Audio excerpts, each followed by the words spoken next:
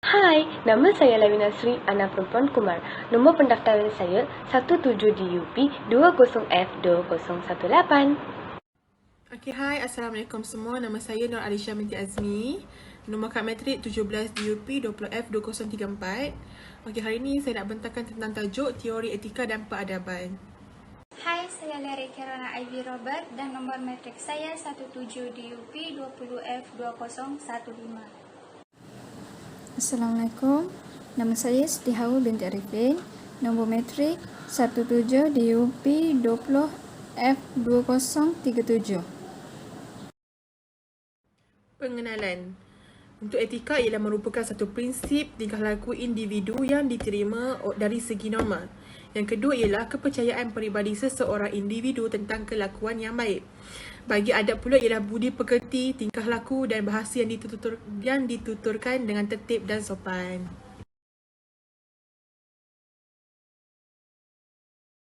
Teori-teori etika. Terdapat 5 teori iaitu teori teleologikal, teori utilitarianisme, teori egoisme, teori deontologikal dan teori kemoralan sosial.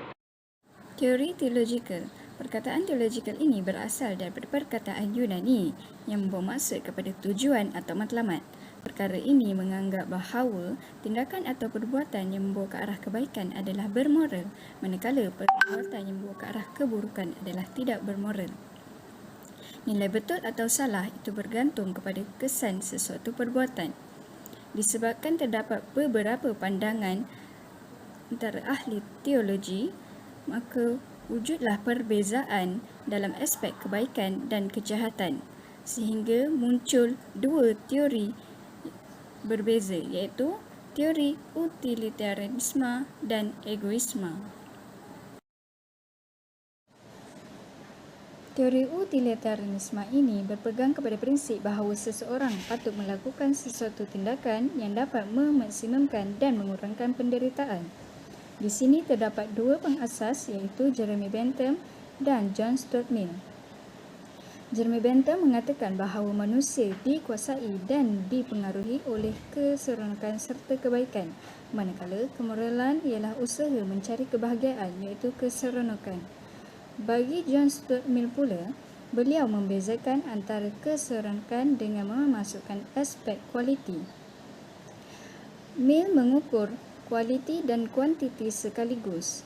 Menurutnya, antara kualiti keseronokan ialah tinggi atau rendah, baik atau buruk, baru atau lama dan sebagainya. Faktor yang mempengaruhi keseronokan ialah kecerdikan, sensitiviti, bermoral dalam tindakan dan kesihatan yang baik. Teori ini terdapat ciri-ciri dan kelemahannya.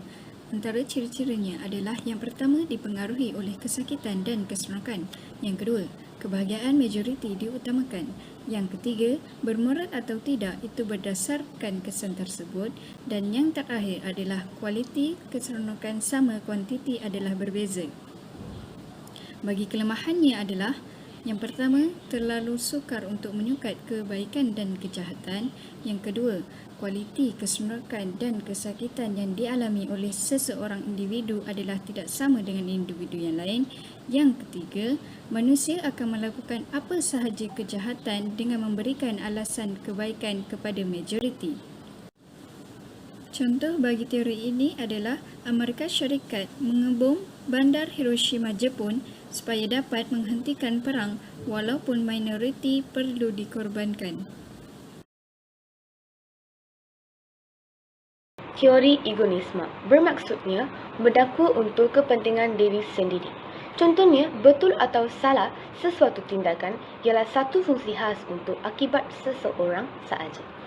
Ciri-cirinya pula menolak sebarang bentuk sistem undang-undang, bersifat individualistik, menentang pengorbanan, pengasihan dan kepentingan diri. Akhirnya, manusia didorong oleh kehendak untuk berkuasa dan kepercayaan Tuhan telah dihapuskan. Jom kita lihat kelebihan dan keburukan.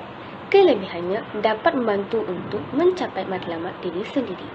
Kedua pula, membentuk keyakinan diri sendiri. Akhirnya, kita boleh buat apa saja tanpa bantuan orang lain.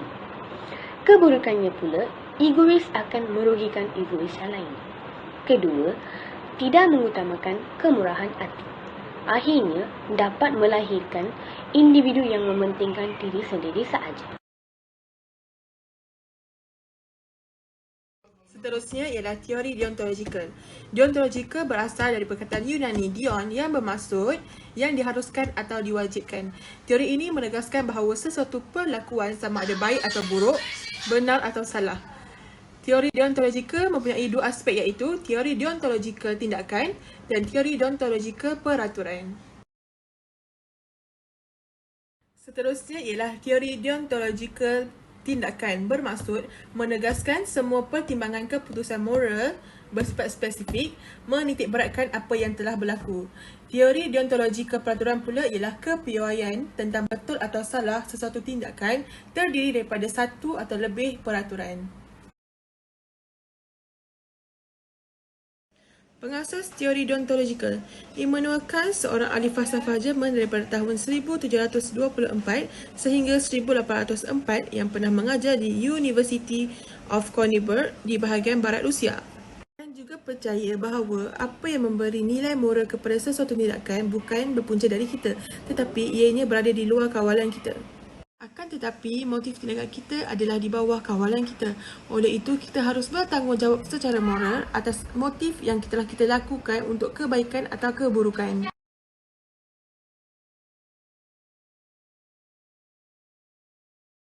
Teori keadilan teragih.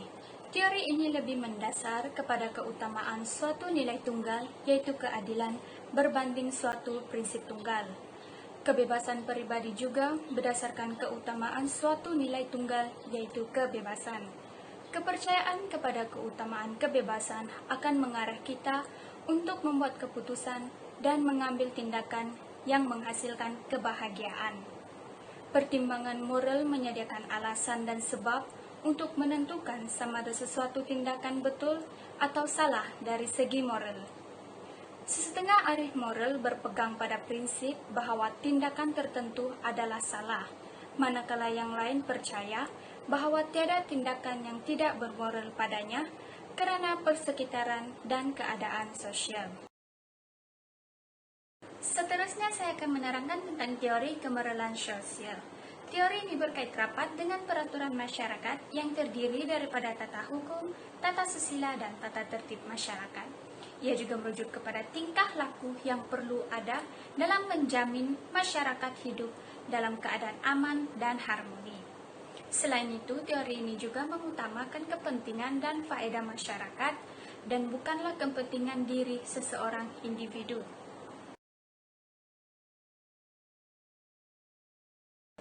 Akhir sekali, saya akan menjelaskan tentang ciri-ciri kemoralan sosial.